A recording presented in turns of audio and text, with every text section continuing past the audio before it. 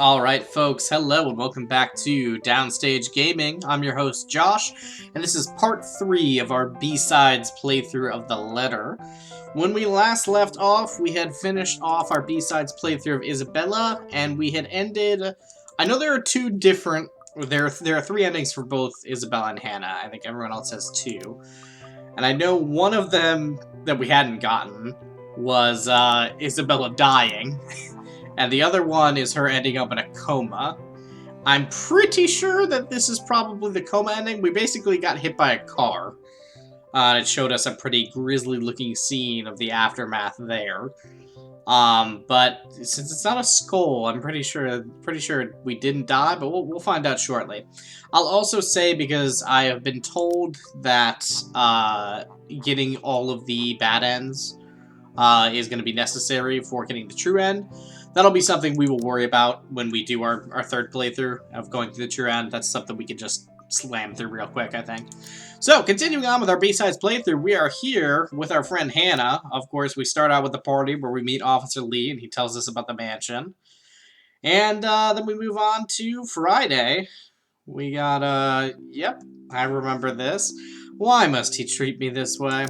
Now, as we recall, last time, I chose to defend myself, because that's what we should do in this situation, but this time we're just gonna remain silent, and for whatever reason, he's actually not gonna like that, despite how terrible Luke is about most things. I'm happy, and I'm sure he will be too, once he gets over this little upset. There is no point in aggravating him anymore, so I keep myself from commenting on the issue any further. Yep, Luke not a fan. A sweet smile and a bowed head, no need to provoke. That is how I cope. So, when do we leave? Where are we even going? We're scheduled to leave after lunch for the Ermengarde Mansion. Das ist ja interessant. It's just Deutsch name. Is that infamous mansion? Yeah? I have seen it from afar. It's a huge property. Very beautiful if it wasn't left abandoned. And haunted. Certainly a house befitting lords and ladies of the land. Oh, Johannes. If only you knew that that place would be your grave. A house good enough for nobles, huh? It is well known then? I guess that doesn't make it a total waste of time. Our old sous chef mentioned going there for Halloween last year. We've not seen him since. Oh, weird. Probably not important. Not that I mind. He made terrible pumpkin soup. Rude. I smile even as they turn their backs to me. Alright, so we're riding over to the mansion, and then we're here at the tour, but this time, Isabella has chosen not to show us, or to show Rose the letter, rather. What's been bugging my mind, however, is that Isabel. What is her problem? I still don't quite understand what is happening. One moment, she's scrambling to give us the paperwork to finalize the sale. Then she's panicking over some sort of prank letter or another. Dear me, is Isabel all right? It is apparent, with the way she shakes and by the pallor of her skin, something has really shaken her up. Isabella, do you need me to call that ambulance? I'm worried, but it will be best if she's attended to by someone more familiar to her, like her partner. They seem like a loving couple. But even then, the girl refuses Rose's offered drink and looks just about ready to make a run for it. No, I'm just feeling a bit out of it. Excuse me. I'll be back. I just need to catch my breath. Bye. And she does so, just as I predicted, and her partner follows like a concerned mother. There is an awkward air among us as we are left in the wake of whatever that was. The others murmur and gossip with each other, speaking of the poor, daft girl and telling the tale to whoever was not audience to the act in the first place. Doesn't take too long for the woman, Rose, to return and pull us aside into the study for what I rightfully assume is a damage control. Alright, I think I remember all this now. Nope.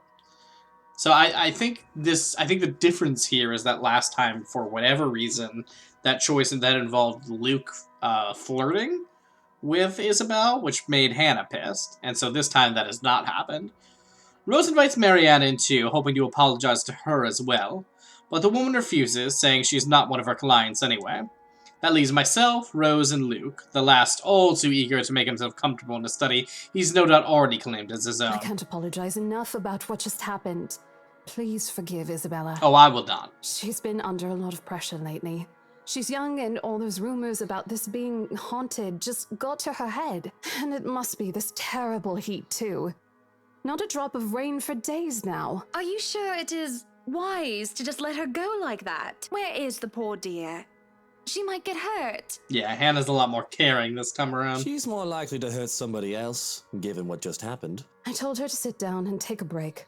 Already rang someone to pick her up, too. That might be for the best, dear. But please, we're here to talk about the mansion, yes? Yes. Why, I absolutely adore it. Don't you, Luke? Isn't it just the best haunted mansion you've ever laid your eyes on? Some of the rooms will certainly have to be repurposed. We want to change the appliances and have Marianne lead on the decor, but the whole thing is just lovely. I guess. It's certainly a lot roomier than our penthouse. Exactly. Nope, Lots okay. of space for guests, parties, a lot of room for little ones to run around too. Little ones, eh, Hannah? Let's not discuss that right now, Buttercup. Anyway, I do think it would be a shame to let this mansion slip past us. But you haven't even finished touring the house. I don't care. Well, we like what we've seen. I'm making her job easier for her, am I not? No need for loans or long price negotiations. We could just sign a contract and close the deal. Really, you'd think the woman would be more happy about an easy sale. I know how these estate agents worked, how long they had to wait, and how much they had to spend even just for a single sale. Why, she should be jumping for joy by now. She should be kissing my feet that I would even grant her this wondrous opportunity. I'm sure the commission on this mansion is nothing to sneeze at, even if she has to split it with the Isabel girl. Do you think we could have horses here? What is your problem, Luke? Yes, those do sound nice, love. Anyway, if anyone else is interested in buying this property, I assure you that I'm able and willing to give a better offer. A vineyard would be nice. Or maybe And we do reward our people quite Our generously, people. Rose. The people that are in our pocket. So, if I were you, I would start on that paperwork. helicopter pad. I pause. And there's a small moment of complete silence where Rose and I just stare incredulously at Luke. It is an unspoken understanding, a rule between the two of us, that we have to put on an act. With our social standing, where image matters, it is also important to avoid making enemies. And to follow this rule is an easy feat for me. From youth, I have been the well-trained social butterfly, gracious and graceful and humble. Luke, on the other hand, is, twat. Oh, wait, what, Luke? No, what? Whatever would we need a helipad for? Well, he likes to play the fool sometimes, even if he's anything but. As he throws me a wry smile, I shake my head and beckon Rose over. This is to be our home, and there is nothing she or anyone else can do to change my mind. This is a place that speaks of power and importance, and, at the same time, of safety and comfort. Perhaps we can even have our family here. There is definitely no better gift than this for our special date. Why, everything here is absolutely wonderful. Well, except for this ugly painting in the study. Who could have ever painted such a thing? Alright, so from here on. So last time we freed up our schedule, right? Am I correct on this? Yeah. So this time, I just don't see the need for a meeting, Marianne. Why would we need one? This isn't the first estate we've acquired, of course. Yep. We bought plenty of others, from penthouses in Luxbourne to vacation and townhouses in nearby cities. It is, however, the first time that an interior designer has asked for a meeting with me. I really don't talk with the help. Normally, I just let them do as they please and hope for the best. I found that they rather liked the creative freedom it lent them. They all bragged about it. Hannah Wright is living in a house I designed! I can make time, but I'm sure you're more than capable enough to work on your own, yes? I really don't like you, Marianne. Surely I would just get in the way and you can do things faster and more efficiently without my input. Because, no offense, if you're one of those workers who need constant supervision and hand-holding, you might as well tell me now so that I can look for another interior designer Yikes. to work with. Rough! That's rough stuff, Hannah. Surely this one will feel the same. Yes, I am capable of working without any design input and without supervision, Mrs. Wright. But it'd be entirely different if I know what you two would want for this home, how each room is meant to be used. You have to consider what sort of colour palette you would want, at the very least. Do consider that this will be your home and not mine. None of those houses ever did feel like a home. You won't give me a choice in the matter, will you? What? No. You do have a choice, and... No. You've clearly made up your mind that we must meet. And I've clearly made up my mind that this meeting will be as awkward as possible. All right. Monday. 10 o'clock sharp. We'll see you then.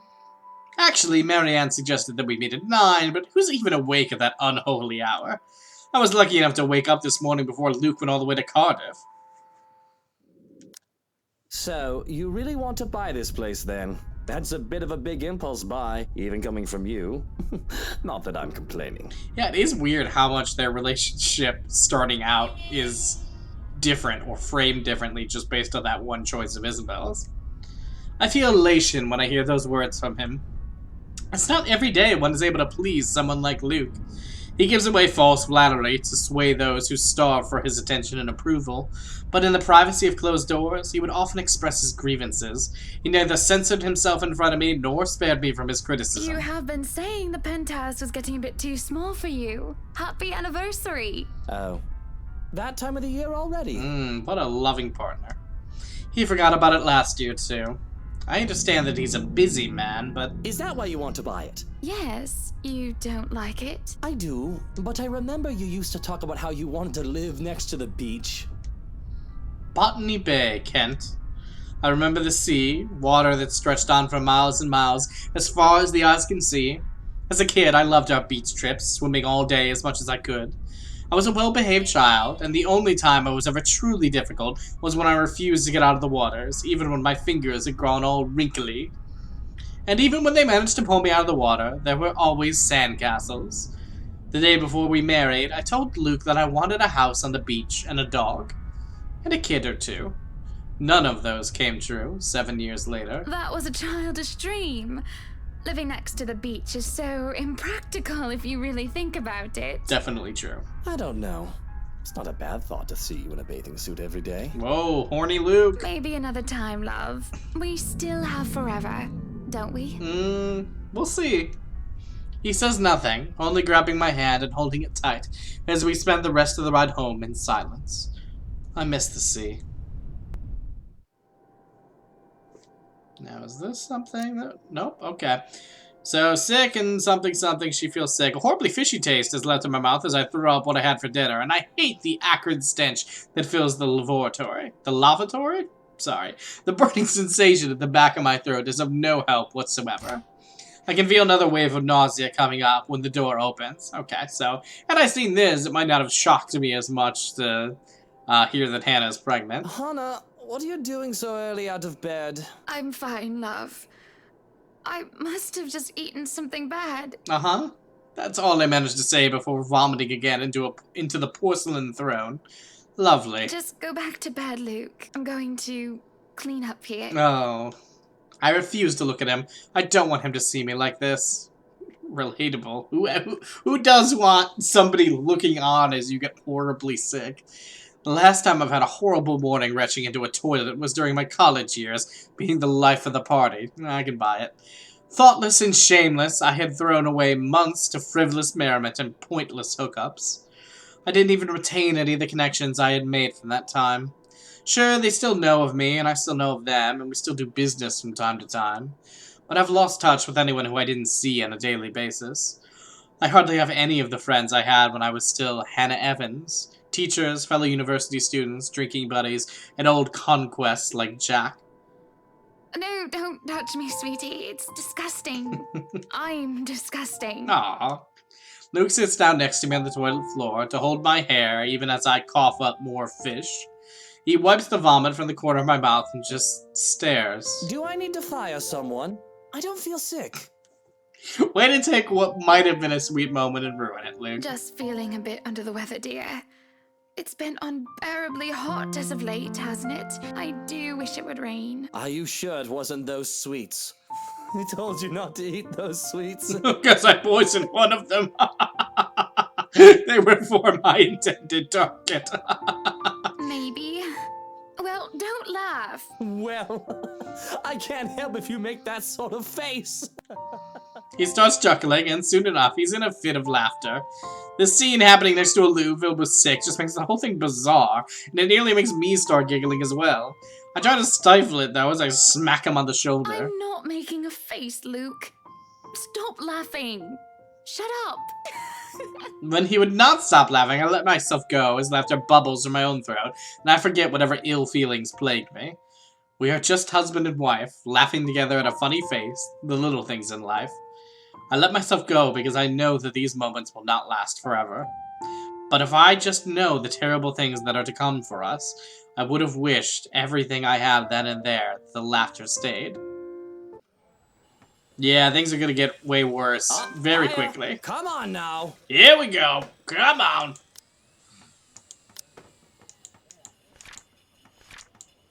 Aww. Yeah, it's really weird. Like, basically one choice and giving like a... Like, obviously Luke's still terrible, but it's giving a very different picture of their relationship. Place is bustling with movers, carrying furnishings here and there, along with several trunks of personal belongings taken to the penthouse. Okay, so we're following a new little chain for a while here. Luke watches them like a hawk, make sure nothing is handled carelessly or gets stolen. Careful now. I know your pictures are framed by cheap plastic, but those are framed by African Blackwood and are one-of-a-kind commissioned paintings. Each one is easily worth a lifetime of what you lot make. Luke, do the dishwashers go into the kitchen or the butler's pantry? Pantry, Buttercup. Careful, that's Emma No, you there, put that down. You do not manhandle a Napoleon Abueva. I can sense the exasperation, and I have to send the foreman an apologetic glance. Well, I'm sure that fully makes up for it, Hannah. Even Johans rolls his eyes as he goes by. Considering Luke is always like this during a project, Johans and I have gotten used to it. Poor Marianne, on the other hand, is a bit stressed at seeing the gigantic mess before quickly going back to work. Everything just has to be perfect, exactly the way he wants it. One little thing out of place, one little thing that didn't fit the image he clearly constructed in his head, and Luke gets bent out of shape. Sweetie, why don't we go and sort your suits upstairs? Let Johans and Marianne and the foreman deal with the rest of the work. We have this, Mrs. Wright. Yes, please do go before a blood vessel bursts. Bloodstains are so troublesome to clean. Taking him by the hand, I lead him upstairs into our bedroom. This place has been arranged first so that we can get some rest, no matter what state the rest of the mansion is in. I'm definitely glad I can just lie down on a soft, comfy bed after what has been a busy morning. I mean, interesting that they seem like the kind of couple who would totally get rid of, like, especially something like this, the portrait of Charlotte and stuff. Interesting that they keep it. Watching Luke act like his life depended on getting this move done is tiring all on its own. And to think, I have a whole day of this ahead of me. I feel the bed dip beside me as Luke sits down with a sigh. Well, I can't wait for this to be over. Maybe it'd go better if you stopped being such a dick. I don't know. It's fun seeing you all fired up. Here at home and not at work, you know. You know I can't always be home, Hannah. I have a company to run, unless you forgot. You know, people to assassinate. I haven't forgotten. You're the one who insists on being there to make sure each and every little thing is under control. I just really miss you sometimes, and I wish you were at home more often. God knows why, Hannah. Why, if you're not careful, I might go a bit loopy and I'll start bringing cats home. And soon enough, one day you'll find yourself going home to a farm just filled with felines that follow you everywhere. Oh, don't bluff. The things would shred up your precious furniture. Besides, you don't even like cats. True. Dogs are infinitely superior, of course. Ugh.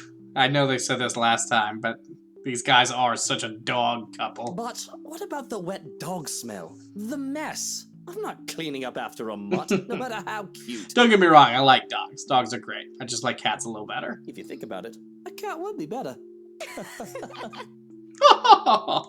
It's not always that we can just lie down and talk about these sorts of things.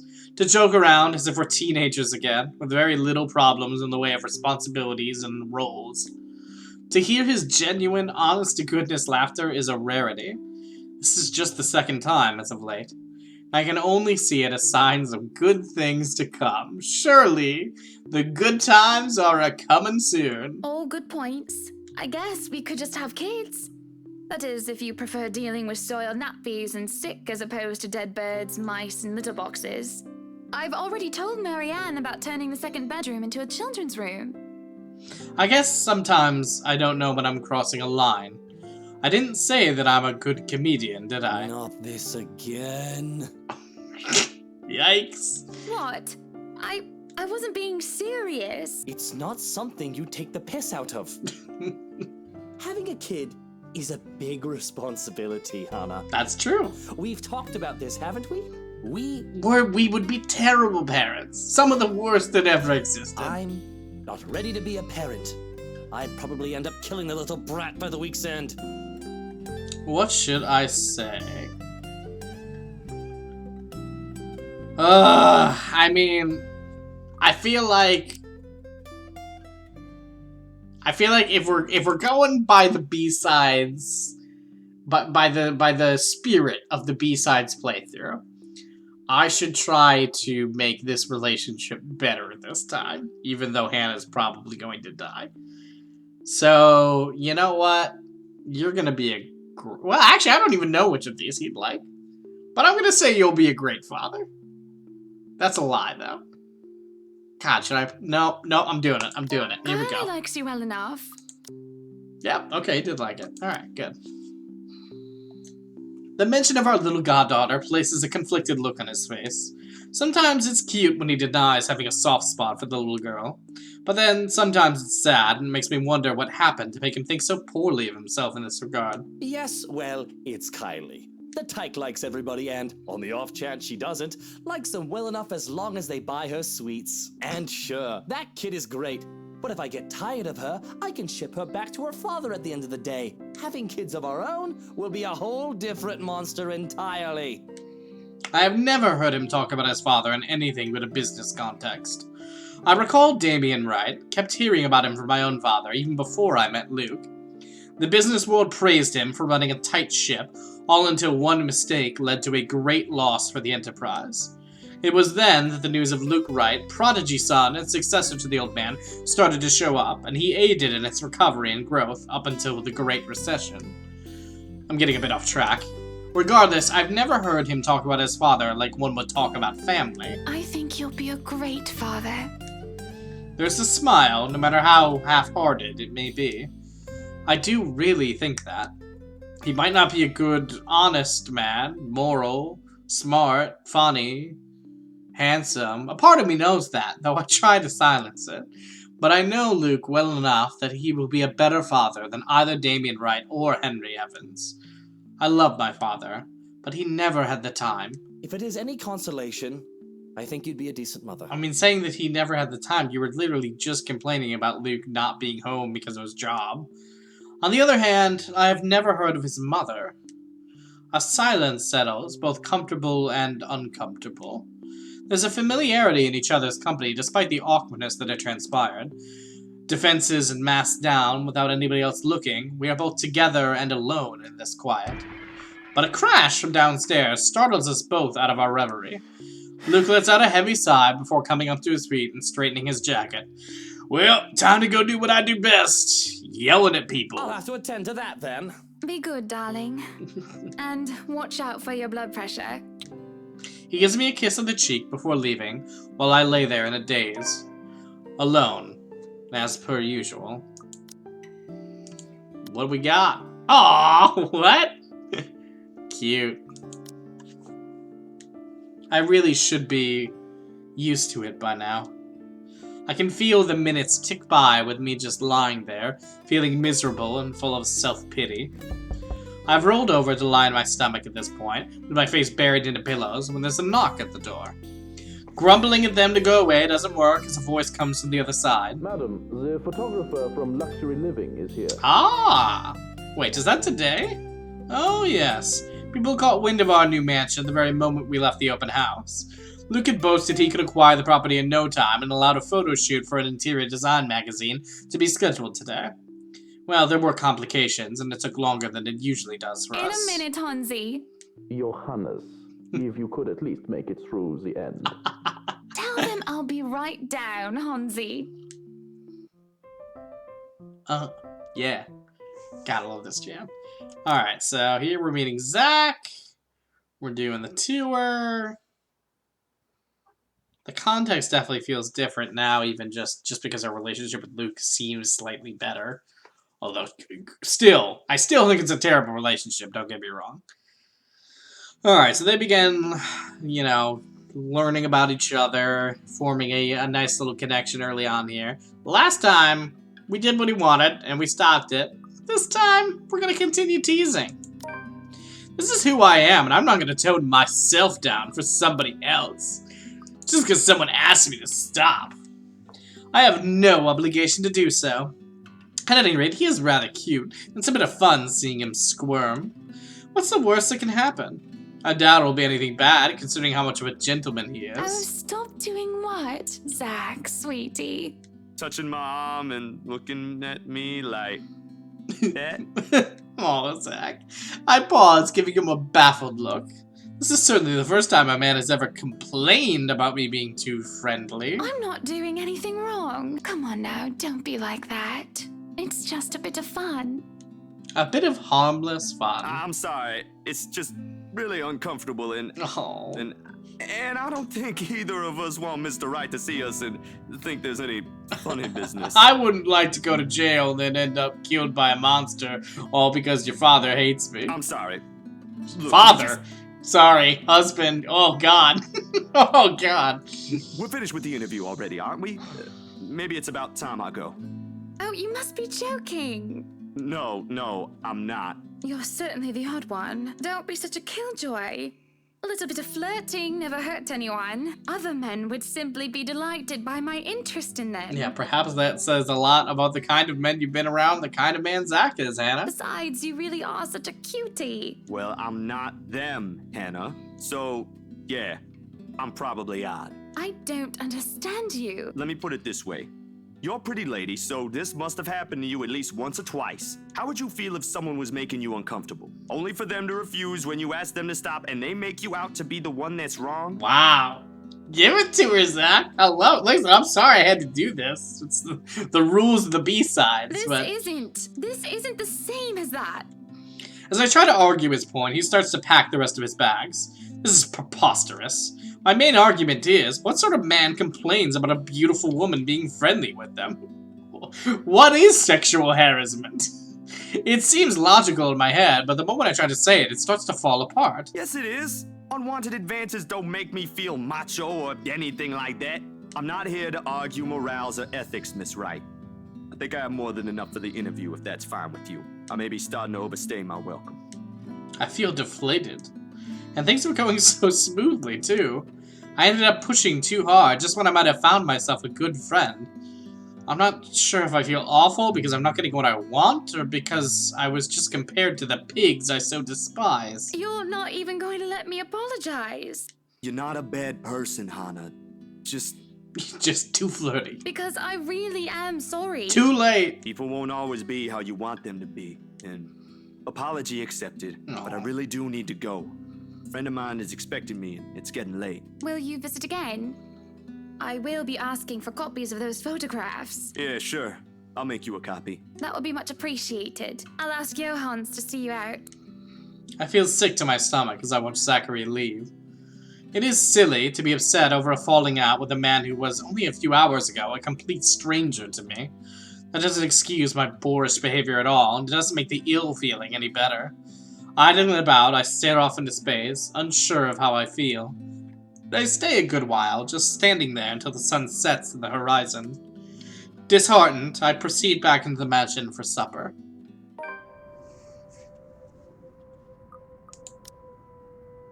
Okay. Alright, is this the... Yep, he's doing some drinking.